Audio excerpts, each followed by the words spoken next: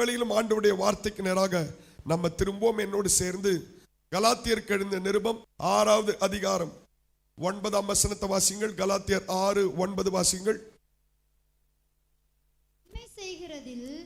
சோர்ந்து போகாமல் இருப்போமாக, நாம் தளர்ந்து போகாதிருந்தால் ஏற்ற காலத்தில் அறுப்போம். ரைட்.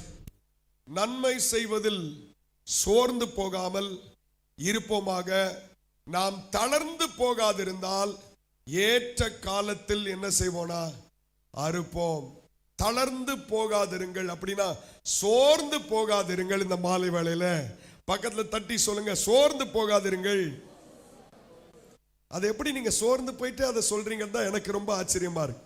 சொல்லும் போதான் ஒரு உற்சாகமா சொல்ல வேணாமா? என்ன செய்து போகாதீங்க, சோர்ந்து போகாதீங்க, தளர்ந்து போகாதீங்கன்னு உற்சாகமா சொல்லுங்க. இன்றைக்கு பிசாசுடைய பெரிய தந்திரத்தை நீங்க எல்லாரும் புரிந்து கொள்ளணும். நீங்க எல்லாரும் தேவனுடைய பிள்ளைகள், அதனால்தான் இந்த சர்ச்சுக்குள்ள ஆண்டவர் உங்களை கொண்டு வந்திருக்கிறார். ஆனா பிசாசுடைய ஆயுதம் என்ன தெரியுமா? உங்களை சோர்வுக்குள்ள தள்ளணும், உங்களை தளர்ந்து போக செய்யணும். நீங்க ஜெபிக்க கூடாது, நீங்க விசுவாசிக்க கூடாது, நீங்க வசனத்தை வாசிக்க கூடாது, நீங்க ஆண்டவருடைய சமூகத்துக்கு வரக்கூடாது. இதெல்லாம் தான் அவனுடைய தந்திரம். ஏன்னா அதுக்கு எதிர்த்து அவன் உங்களுக்குள் பல சோர்வுகளை கொண்டு வருவான். எத்தனை பேர் வரும்போதே வீட்டில் கிளம்பும் போதே ஒரு சோர்வோடு கிளம்புனீங்கன்னு தெரியல. ஒரு சோர்வின் ஆவி உங்களை வந்து விட்டது.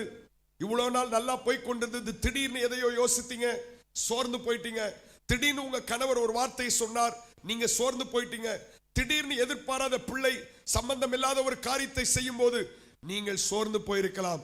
ஆனால் என்னால் ஒன்று சொல்ல முடியும், சோர்ந்து போகிறவனுக்கு அவர் பலன் கொடுப்பார், சத்துவம் இல்லாதவனுக்கு அவர் சத்துவத்தை அருள பண்ணுவார். இந்த மாலையிலே சோர்ந்து போன அத்தனை தேவ பிள்ளைகளையும் பலப்படுத்த அவர் உண்மை உள்ளவராய் இருக்கிறார். அதனாலதான் நம்ம எப்பொழுதும் எப்படி பேட்டரி இந்த மொபைல் வந்து சார்ஜ் பண்றோம்ல, அது போல நம்ம ஆண்டவருடைய சமூகத்துல வந்து நம்ம பலனை சார்ஜ் பண்ணிக்கணும். இல்லைன்னா இந்த உலகம் நம்மை சோர்வுக்குள்ள தள்ளும். நம்ம எதிர்பார்த்தது சரியா நடக்கலன்னா சோர்வு வந்துடும். நான் இப்படி எதிர்பார்த்தனே, அது இப்படி நடக்குது, இப்படி செய்யணும்னு நினைச்சேன், அப்படி நடக்குது, சோர்வு வந்துடும். ஆனா இந்த மாலை வேளையிலே இந்த சத்தத்தை கேட்கிற தேவ பிள்ளைகள், ஒரு காலம் நீங்கள் தளர்ந்து போகாதீங்க, சோர்ந்து போகாமல் இருக்க ஆண்டவர் உங்களுக்கு கிருபை செய்வார். முதல்ல நான் எதுல சோர்ந்து போக கூடாது வாசிங்கள். எபிரேயருக்கு எழுதின நிருபம் 12வது அதிகாரம் 12வது வசனம். எதிலே நான் சோர்ந்து போக கூடாது, எதில நான் சோர்ந்து போக கூடாது? எபிரேயர் 12:12. ஆகையினால் நெகிழ்ந்த கைகளையும் தளர்ந்த முழங்கால்களையும் நீங்கள் திரும்ப நிமிர்த்தி. முதலாவது நீங்கள் உங்கள் நெகிழ்ந்த கைகள் அப்படின்னா சோர்ந்து போன கைகள், தளர்ந்து போன முழங்கால்கள், இதை எதை காண்பிக்கிறது என்றால், நீங்கள் ஜெபத்திலே முதலாவது என்ன செய்திராதீங்கன்னா சோர்ந்து போயிடாதீங்க. சத்தமா சொல்லுங்க, ஜெபத்தில் என்ன செய்திடக்கூடாது? சோர்ந்து போயிடக்கூடாது. ஜெபத்தில் சோர்வு வந்துடக்கூடாது. நீங்கள் ஜெபத்தில் சோர்ந்து போவீர்கள் என்றால் எதிர் வல்லமைகள் உங்களை ஜெயித்து விடும். நீங்க ஜெபிக்காம இருக்கணும்னு தான் அது சோர்வை கொண்டு வருகிறது. அப்ப நீங்கள் அதை அறிந்து கொண்டு நீங்கள் ஜெபிப்பீர்கள் என்றால் சோர்வை நிச்சயமாய் மேற்கொள்ள ஆண்டவர் கிருபை செய்வார். ஜெபத்துல ஒரு பெரிய வல்லமை நமக்குள் செயல்படுகிறது. ஜெபத்தின் மூலம் தான் வல்லமை செயல்படும். ஜெபத்துல வல்லமை இருக்கு, ஜெபத்துக்குள்ளதான் வல்லமை இருக்கு, ஜெபத்துக்குள்ளதான் வல்லமை செயல்படும். தேவன் யாருக்காக செயல்பட முடியும் என்றால் ஜெபிக்கிறவர்களுக்காகத்தான் செயல்பட முடியும். இந்த மாலை நேரத்தில் முதலாவது தேவனுடைய வார்த்தையாக உங்கள் இருதயத்தில் விதைக்கப்படட்டும். ஜெபத்திலே ஒரு நாளும் நீங்கள் என்ன செய்யாதீங்கன்னா தளர்ந்து போயிடாதீங்க, சோர்ந்து போயிடாதீங்க. ஒரு சம்பவத்துக்கு நேரம் உங்களை நான் திருப்புறேன். என்னோடு சேர்ந்து யாத்ராகமம் புஸ்தகம் 17வது அதிகாரம், யாத்ராகமம் புஸ்தகம் 17வது அதிகாரம் 9ஆம் வசனத்தை வாசிங்கள். 9ஆம் வசனம், யாத்ராகமம் 17:9. அப்பொழுது மோசே யோசுவாவை நோக்கி, நீ நமக்காக மனிதரை தெரிந்து கொண்டு புறப்பட்டு அமலேக்கோட யுத்தம் பண்ணு. நாளைக்கு நான் மலை உச்சியில் தேவனுடைய கோலை என் கையில் பிடித்து கொண்டு நிற்பேன் என்றான்.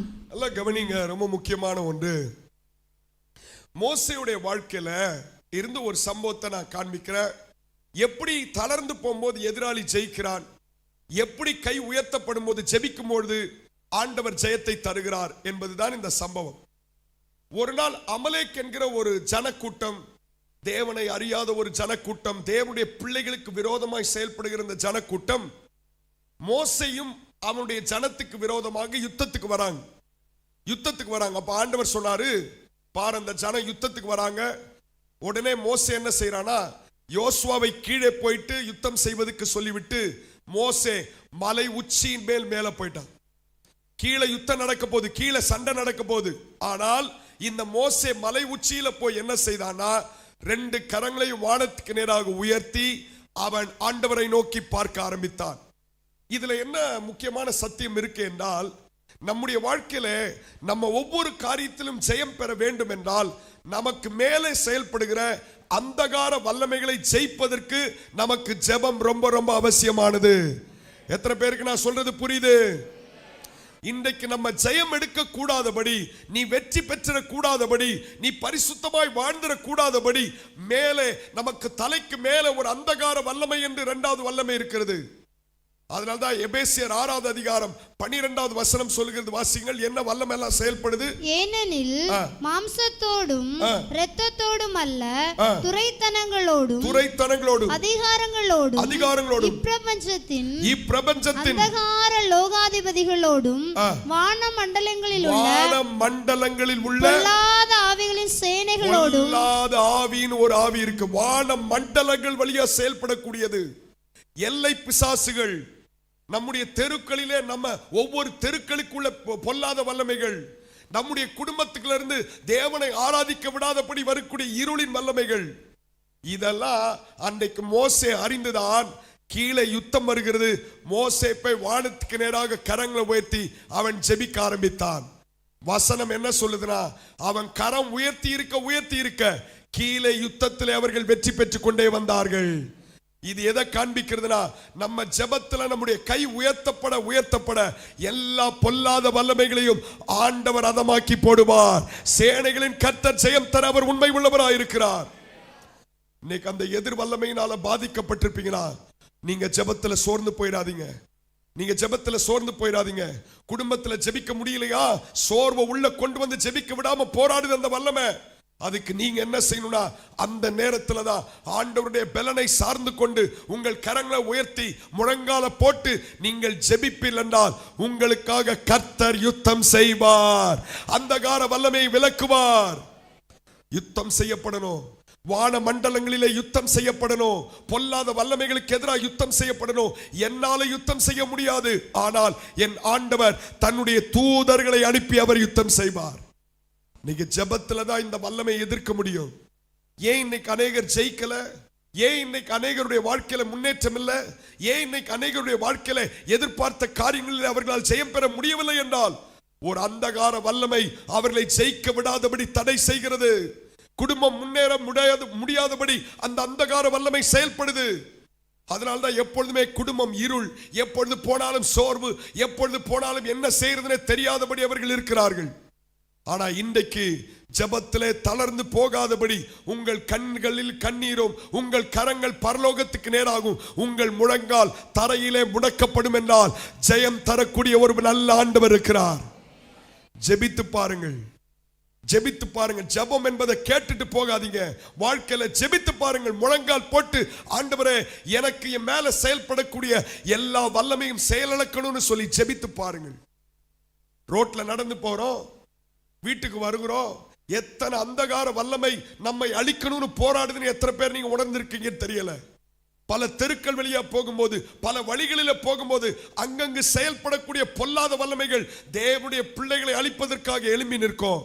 ஆனால் ஜெபிக்கிற மனுஷனை அவைகள் ஒன்றும் சேதப்படுத்தவே முடியாது. சொல்லுங்க, ஜெபிக்கிற மனுஷன் என்ன செய்ய முடியாது? சேதப்படுத்த முடியாது. அப்ப நான் ஜெபத்துல என்ன செய்திடக்கூடாது? சோர்ந்து போயிடக்கூடாது. இன்னைக்கு நிறைய குடும்ப ஜெபத்துல சோர்ந்து போயிடுறாங்க. ஏன்னா அவங்க ஜெபிச்சு கொண்டிருக்கிறது வேற எதுக்கோ ஜெபிச்சு கொண்டிருக்கிறார்கள். அவர்கள் ஜெபித்துக் கொண்டிருக்கிறது பொருளுக்காக ஜெபித்துக் கொண்டிருக்கிறார்கள். பொல்லாத வல்லமைக்காக அவர்கள் ஜெபிக்க தவறிவிட்டார்கள். நல்லா உங்க கண்கள் திறக்கப்படட்டும், கவனியுங்கள். எனக்கு இதை தாங்க ஆண்டவரே, அதை தாங்க ஆண்டவரே கேட்பதற்கு முன்பதாக, ஆண்டவரே எனக்கு எதிராக செயல்படுகிற அந்தகார வல்லமை, என் பிள்ளைகளுக்கு விரோதமாக செயல்படுகிற அந்தகார வல்லமை, என் குடும்பத்தை பிரிக்க நினைக்கிற பொல்லாத வல்லமையை இயேசுவின் நாமத்தினாலே அதம் பண்ணுகிறேன் என்று ஜெபித்த பின்பு உங்கள் பொருட்களுக்காக நீங்கள் ஜெபியுங்கள். இன்னைக்கு ஆண்டவர் தந்து அற்புதத்தை பெற்றுக் கொள்வதற்கு முன்பதாக எதிர் வல்லமை எதிர்த்து ஜெபிக்கக்கூடிய பிள்ளைகளை ஆண்டவர் எதிர்பார்க்கிறார். சபையிலே ஜெபிக்கிற எதிர் வல்லமைகளை எதிர்த்து ஜெபிக்கிறவர்கள் தேவை. மோசே கை உயர்த்தி இருக்கும் போதெல்லாம் கீழே இஸ்ரவேல் ஜனங்கள் வெற்றி பெற்றுக் கொண்டே இருந்தார்கள். மோசேயுடைய கை வலிக்கும் போது அப்படி கீழே இறக்கலாம் பாருங்க, எதிர்த்து இருக்கிறவர்கள் முன்னேறி கொண்டே வந்து விட்டார்கள். மறுபடியும் ஓடி போய் பக்கத்தில் இருக்க 2 பேர் 2 பெரிய கல்களை கொண்டு வந்து மோசேயுடைய கையை உயர்த்தி வைத்து கல்லை 2 அடியில கொண்டு வைத்தார்களாம். ஏன்னா மோசேயும் கை உயர்த்தப்படும் பொழுதெல்லாம் தேவன் தம்முடைய பிள்ளைகளுக்காக ஆகாயத்தில் யுத்தம் பண்ணி கொண்டே இருந்தார். இன்னைக்கு கீழே பெரிய வெற்றியை வீட்டில் பார்க்கணும்னா முதல்ல பிசாச நான் வான மண்டலத்தில் ஜெயிக்கணும். பொல்லாத வல்லமையை ஜெபத்தினால ஜெயிக்கணும். என் ஜெபம் அவ்வளவு வல்லமை மிக்கது. ஜெபிக்கிற ஒரு மனுஷனை பார்த்தானா பிசாசு நடுங்குவான், பயப்படுவான் அவனை பார்த்து. அதனால்தான் அவன் சோர்வை கொண்டு வந்துட்டான். மனுஷன் மூலமா சோர்வை கொண்டு வந்துட்டான், வார்த்தையின் மூலமா சோர்வை கொண்டு வந்துட்டான், வேற ஏதோ சொல்லி சோர்வை கொண்டு வருகிறான். ஆனா ஒரு தேவ பிள்ளைக்கு தெரியணும், நான் சோர்ந்து போக கூடாது. ஜெபத்துல என்ன செய்திடக்கூடாது? சோர்ந்து போயிடக்கூடாது. இன்னொரு விஷயம் தட்டி சொல்லுங்க, ஜெபத்துல என்ன செய்திடாதீங்க. வாசிக்கலாமா எல்லாரும் சேர்ந்து? லூக்கா சுவிசேஷம் 18வது அதிகாரம் 1ஆம் வசனத்தை வாசிங்க. இயேசு கிறிஸ்து நம்மை பார்த்து சொன்ன வார்த்தை. லூக்கா சுவிசேஷம் 18வது அதிகாரம் 1ஆம் வசனம். சோர்ந்து போகாமல் எப்பொழுதும் ஜெபம் பண்ண வேண்டும் என்பதை குறித்து அவர்களுக்கு அவர் ஒரு உவமையை சொன்னார். நல்ல கவனிங்கள். சோர்ந்து போகாமல் எப்பொழுதும் ஜெபம் பண்ண வேண்டும் என்பதை ஆண்டவர் நமக்கு மையப்படுத்துகிறார். இன்னைக்கு நம்ம எப்பொழுதும் ஜெபிப்பதற்கு பிரயாசமா அதை எடுக்கிறோம். அதுக்கு மேல எனக்கு வாஞ்ச இருக்கா? இல்ல நான் சர்ச்சுக்கு போனா மட்டும்தான் ஜெபம் பண்ணுவேன், இல்ல ஞாயிற்றுக்கிழமை வந்தாதான் ஜெபம் பண்ணுவேன், இல்ல வெள்ளிக்கிழமை வந்தாதான் ஜெபம் பண்ணுவேன். நாள் பார்த்து ஜெபிக்கிற ஜெபங்கள் எல்லாம் ஜெயம் பெறவே முடியாது. நேரம் பார்த்து டைம் கிடைச்சா ஜெபிப்பேன், ஜெயிக்க முடியாது. பிசாசு நம்மை விட 6000 வருஷத்துக்கு மேல அனுபவம் உள்ளவன், சாதாரணமானவன் அல்ல, தந்திரசாலி.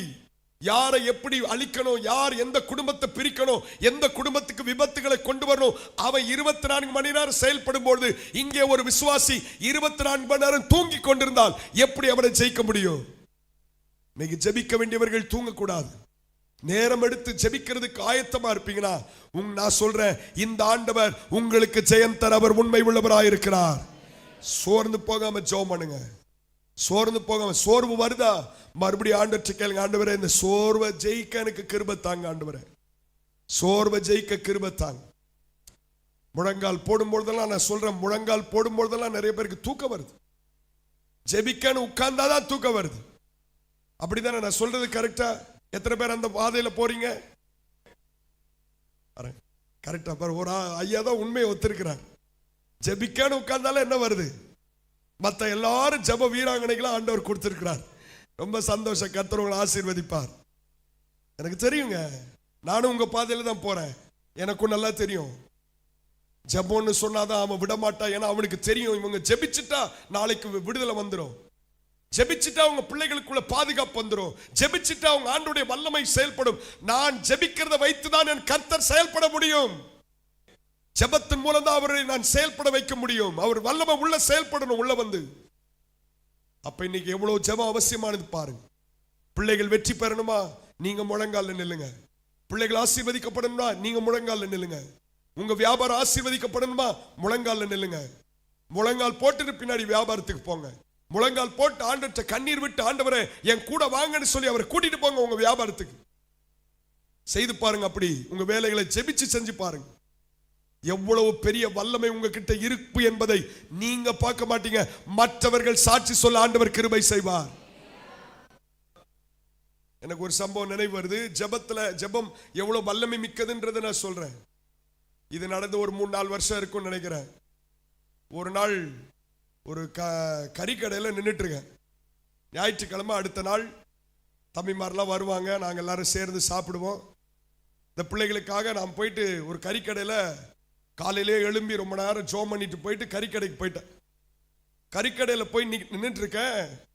அப்ப நான் அப்படியே அந்நிய பாஷையில பேசிக்கிட்டே இருக்கிறேன் உள்ள. அடுத்த நாள் செய்தி யோசிக்கிறேன், நான் ஜோம் பண்ணிக்கிட்டே இருக்கிறேன், ஆவியில ஜோம் பண்ணிட்டு. அங்க ஒரு மாலைகள் எல்லாம் போட்டுட்டு நல்ல காவி உடைய போட்டு ஒருத்தன் வந்தான். வந்துட்டு அவன் என்ன அப்படி இப்படி பார்த்தான். நான் பாட்டுக்கு கரியை பார்த்துக்கிட்டே இருந்தேன். மேலே கீழே பார்த்தான். திடீர்னு சாஷ்டாங்கமா நடு ரோட்ல காலில் விழுந்துட்டான். நடந்த சம்பவம் என்ன எக்ஸாஜரேட் பண்ணல, ஜெபத்துக்குள்ள வல்லமையை அறிந்து கொள்ளுங்கள். சாஷ்டாங்கமா கீழே விழுந்துட்டான். எல்லாரும் பார்க்கறாங்க. திருமங்கலத்துல நடந்த சம்பவம்.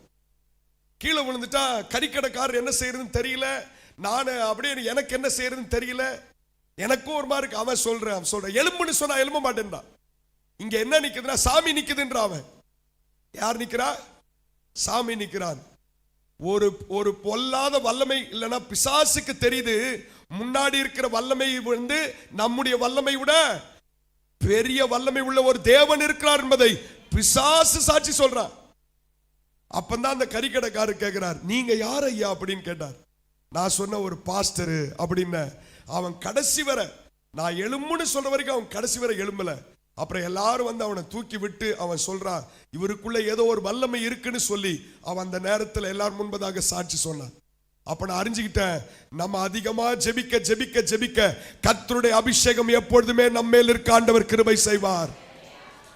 அது எனக்கு மாத்திரம் அல்ல, எனக்கு மாத்திரம் விசேஷமா ஆண்டவர் சொல்லல. நீங்கள் ஜெபிப்பில் என்றாலும் அதே அபிஷேகத்தின் வல்லமை தம்முடைய பிள்ளைகளுக்கு ஆண்டவர் கொடுப்பார்.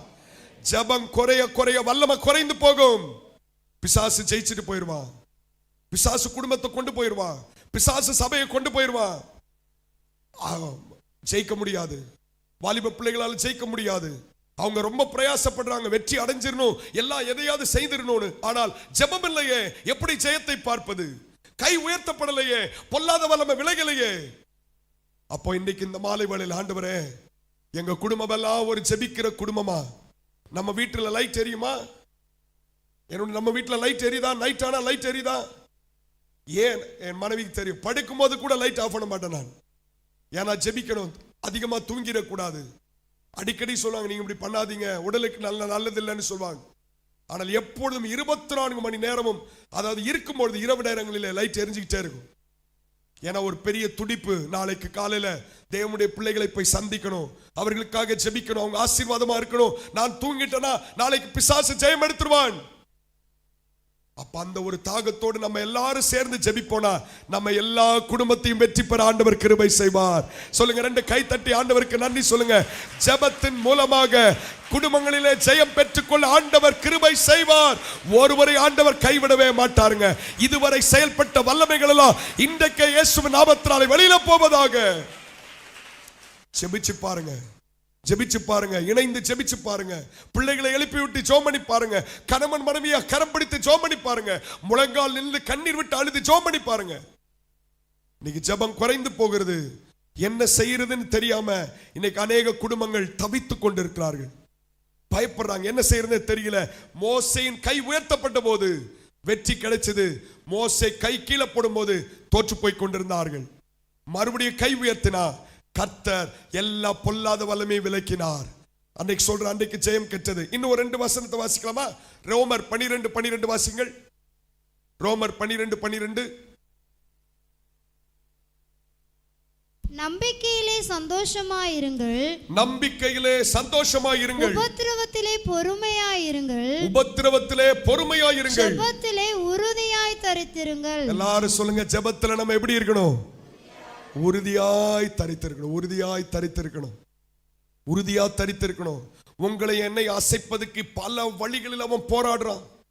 ஏதாவது ஒரு காரியத்தில் அசைந்திர மாட்டாங்களா? ஏதாவது ஒரு காரியத்தில் ஜெபத்தை எடுத்துடலாமே, திருடிடலாமே அப்படின்னு சொல்லி. ஆனா ஜெபிக்கிற பிள்ளைகளுக்கு தான் தெரியணும், என்னோடு நான் ஜெபத்துல எப்படி இருக்கணும்னா உறுதியாய் தரித்திருக்க வேண்டும். பக்கத்துல இருக்கவங்களை தட்டி சொல்லுங்க, ஜெபத்துல உறுதியா தரித்திருங்கள். ஜெபத்துக்கு போகும்போது அடிக்கடி ஜெபிக்க முழங்கால் போடும்போது நம்ம அடிக்கடி கற்பனை செய்தலாம் ஜெபிக்க கற்றுக்கொள்ளணும். இன்னைக்கு நிறைய பேர் சும்மா நீங்க வேற எதையோ கற்பனை பண்றீங்க. ஆண்டவர் பைக்கு கொடுத்த மாதிரி, இது கார் கொடுத்த மாதிரி, ஃப்ளைட்ல போற மாதிரி, அப்புறம் வேற எப்படிலாம் கற்பனை பண்றீங்க, நல்ல பெரிய மாளிகையில இருந்து வெளியில வர மாதிரி. நான் என்ன சொல்றேன்னா, ஜெபத்தை நீங்கள் கற்பனை செய்து ஜெபிக்கலாம். எப்படி? நான் முழங்கால் போடும்போது நான் ஒரு கதவை தட்டுறது போல விசுவாசத்தோடு ஜெபிக்க ஆரம்பிக்கணும். உள்ள கதவுக்குள்ள இயேசு கிறிஸ்து இருக்கிறார், உள்ள ஆவியானவருடைய வல்லமை இருக்கிறது. நான் இங்க கதவை தட்டுவேனா, அவர் எனக்காக கதவை திறப்பார். கதவை திறக்கிறவர் என் தேவைகளை சந்திக்க அவர் உண்மை உள்ளவராய் இருக்கிறார். ஜெபத்தை அந்த அளவுக்கு விசுவாசி ஜெபம் பண்றனா, கதவை தட்டுறது போல விசுவாசி ஜெபம் பண்றனா, ஒரு கதவை தட்டி கொண்டே இருக்கும் என்றால் நிச்சயம் ஒரு நாள் அது என்ன செய்யப்படுனா, எனக்காக அது திறக்கப்படும். அன்றைக்கு உங்க பதிலை பெற்றுக் கொள்வீங்க. வானத்திலிருந்து பொக்கிஷம் திறக்கப்படும். ஒரு மூத்த ஊழியர் சொல்லுகிறார், அவருடைய பேரை சொல்லி சொன்னார், நீ இப்படி ஜெபிக்கிற வரைக்கும், அதாவது மரித்து போன பாஸ்டர் தாமஸ் ராஜ் அவரை குறித்து இன்னொரு பாஸ்டர் அவருக்கு சொன்ன ஆலோசனை, தாமஸ் வானம் திறக்கிற வரைக்கும் தான் நீ ஜெபம் பண்ணும். ஒன்ஸ் ஆண்டவர் ஜெபிச்சு வானம் திறந்துட்டார்னா அதுக்கப்புறம் உனக்கு உண்டானவைகள் எல்லாவற்றையும் கர்த்தர் ஆசீர்வாதமாய் மாற்றி விடுவார். இன்னைக்கு வானம் திறக்கப்படுற அளவுக்கு நம்முடைய ஜெபம் இருக்கா? ஆண்டவராகிய இயேசு கிறிஸ்து அப்படி ஜெபம் பண்ணார். போற இடத்துல எல்லாம் வானம் திறக்கப்பட்டது. அவ்வளோ தூரம் ஜெபத்துக்குள்ள வல்லமை கர்த்தர் வச்சிருக்கிறார். இன்னைக்கு ஜெபத்தை சாதாரணமா எடுத்தவர்கள் வாழ்க்கையில ஒரு நிமிஷம் கூட ஒன்றை கூட அவர்கள் சாதித்ததே கிடையாது. ஆனால் ஜெபத்தை முக்கியமா எடுத்தவர்கள் எல்லாவற்றிலும் ஜெயித்தவர் ஆண்டவர் கிருபை செய்திருக்கிறார். அவர்கள் பாவத்தை ஜெயிப்பார்கள், அவர்கள் சாபத்தை ஜெயிப்பார்கள், அவர்கள் வியாதியை ஜெயிப்பார்கள், அவர்கள் பலவீனத்தை ஜெயிப்பார்கள். காரணம், ஜெபிக்கும் போது அவர்கள் ஆண்டவர் அவர்களோடு கூட இருந்து எல்லாவற்றிலும் ஜெய கொடுக்க உண்மை உள்ளவராயிருக்கிறார். ஒரே ஒரு காரியத்தை தான் சொன்ன, நான் முடிக்க போறேன். இன்னும் 3 காரியம் இருக்கு. ஜெபத்திலே தளர்ந்து போகாதீர்கள், விசுவாசத்திலே தளர்ந்து போகாதீர்கள், வேத வசனத்தை வாசிக்க தளர்ந்து போகாதீர்கள். நேரம் இல்லை, நம்ம ஜெபிக்கணும். எல்லா குடும்பத்துக்காக ஜெபிக்கணும். ஒரு லிஸ்ட் இருக்கு, இதுல எல்லாத்தையும் நம்ம சொல்லி ஜெபம் பண்ணணும், எழுதி வச்சு ஜெபம் பண்ணணும். ஒரே நாள் ஜெபிச்சு விடுறதல்ல, டெய்லி அந்தந்த நேரத்துல போய் அந்தந்த நேரத்தில் ஆண்டவரே உம்மை சந்திக்க வந்திருக்கேன்னு சொல்லி அவரிடத்துல நோக்கி ஜெபம் பண்ணணும். ஜெபம் என்பது அதான் அன்னைக்கே சொன்னல, ஒரு பள்ளிக்கூடத்தில் சேர்றது போல. There are so many techniques to pray. ஜெபம் செய்யறதுக்கே பல யுக்திகள் இருக்கு. சும்மா நான் போன கண்ண மூண ஜெபம் பண்ற 2 வார்த்தை சொன்ன, ஆண்டவரே நீ பார்த்துக்கோ போயிடு இல்ல.